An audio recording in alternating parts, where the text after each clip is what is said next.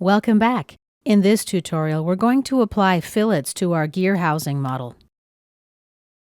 The first radius, let's leave it 10 millimeters. Now let's select the edges to fillet. We've got a few edges to select, so in case you have selected the wrong edges, you can unselect a single edge by holding down the Shift key and then clicking the edge you need. Let's add another fillet. This one will have a 5 millimeter radius. Let's select this edge and this edge and click OK. Let's activate the fillet command again. Our next fillet will have a 2 millimeter radius, and we'll use the loop mode. Make our selections in the graphic area.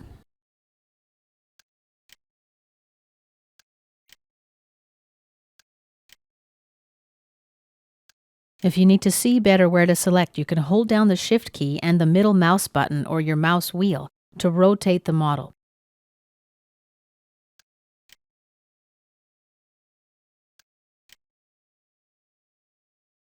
Okay, let me zoom in a bit.